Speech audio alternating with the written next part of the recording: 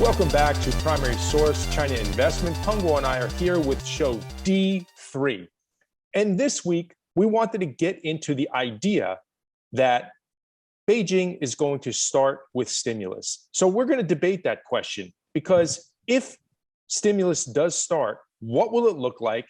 And how should you position your equity allocation? And the reason we're bringing this up is because earlier in the week, China posted a GDP print for the first quarter of 4.8%. And we've all seen that for the year, it's supposed to be 5.5%. So clearly they're going to have to outperform in some way over the next 9 months in order to reach that annual number. And this year's a big year for Xi Jinping because he's supposed to get his third term. It seems that the GDP number is something that China wants to make sure that they hit. And in order to make sure that they hit, it's my opinion that we're going to need some stimulus. So Peng.guo, what's your thoughts about that? I think, firstly, GDP is really not a very important number right now, at least from the mainstream. I seldom to see people talk about the GDP hit the goal or not hit the goal. Right now, it's really like the short-term big events. COVID is impaired, spread entire China. So I think everybody just get busy how to survive in the COVID, as plus with the political elections that come in this year for the Mr. Xi's the third tenure. So that is a big political event in China right now. So generally speaking, I think the government as well as the related policy is to still try to support the economy. So everybody knows this year is pretty hard, and the people just run out of money. It seems like almost everywhere. It really depends on how the stimulus package could be get an effect. But I don't see very optimistic opinion or research about the stimulus. So that really depends on how the government to control the COVID, and many cities get a lockdown or area get locked down. That's a very significant affect the economy right now. So there's 2 points that you brought up. I agree. Beijing has de-emphasized this GDP number.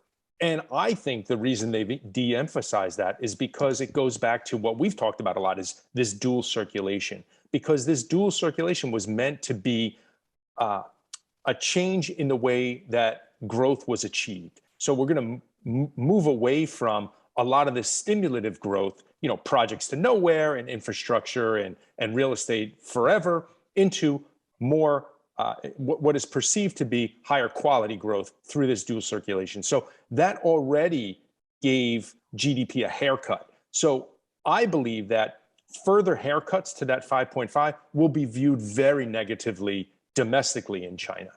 The second point I wanted to bring up is exactly related to this COVID shutdown, because it is going to have an effect on growth and across a lot of industries. I mean, remember, GDP is consumption plus investment plus government spending, plus the difference between exports and imports. So all of those variables are going to be affected negatively with COVID. So the only thing I think that Beijing can really do is hammer on that government spending.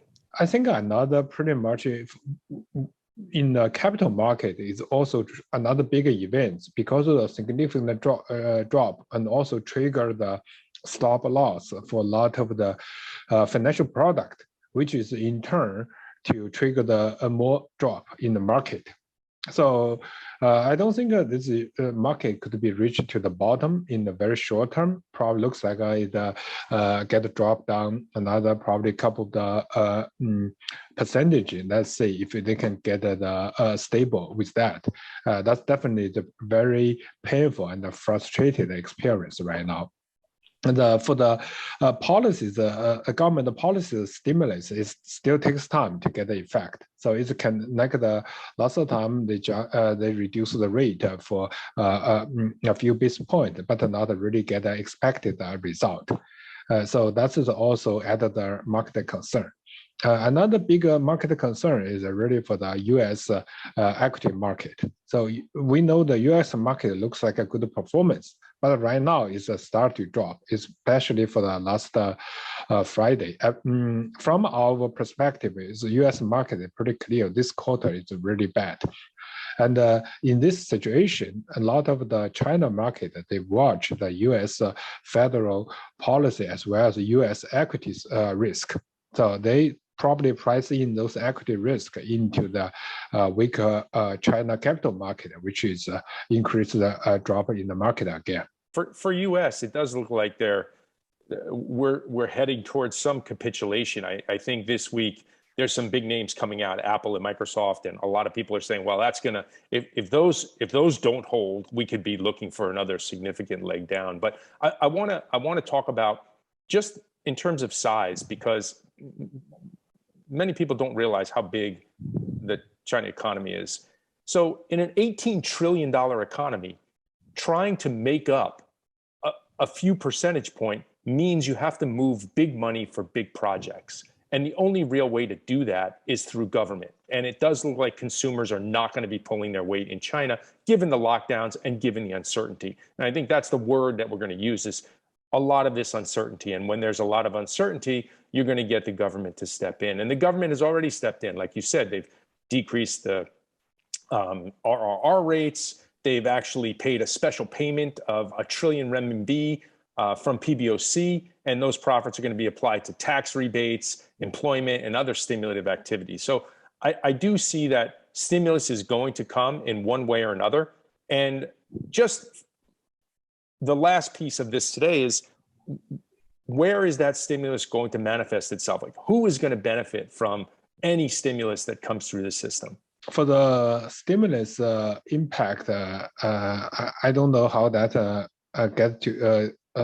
that works. I don't know the detail, but my personal opinion, whoever close to the money, that will get the larger percentage than the downstream people.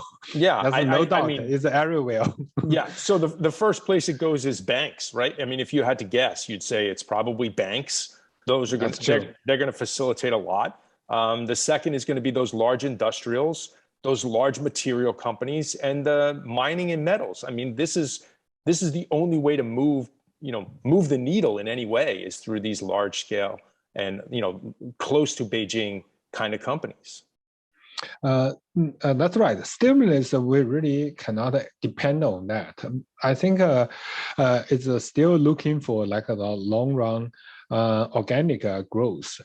And also, that's a lot of the companies right now is already show the value for the investment. So it's definitely good for the value investors. Right now, it's really just looking for, it's like a big selection problem. So if you select the wrong one, you cannot get a profit. There's a lot of discussion going on that there's some indiscriminate selling of China. Just people selling, foreigners. People just want to get out. The downside is bigger than the upside. But we're going to reach a point where that value is going to be attractive, because the PE continues to go down as the stock market sells off. That means, like you said at the outset here, there may be another leg down for the China market. So that's what we're going to be looking at going forward. That's true. Yeah, I think it's a pretty hard situation right now. I check out like all the asset class. Looks like most of them is already consistently drop. Already beaten up. That's right.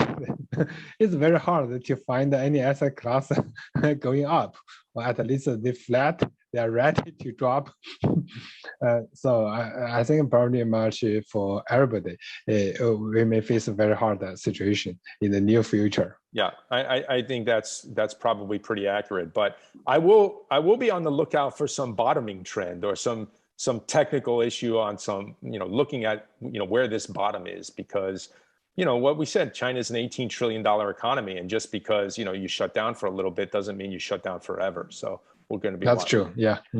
All right. Well, we're going to leave it there for show D3. Thanks for tuning in. As always, hit the subscribe or like or whatever you like to do, and we'll see you soon. Thank you. Thank you.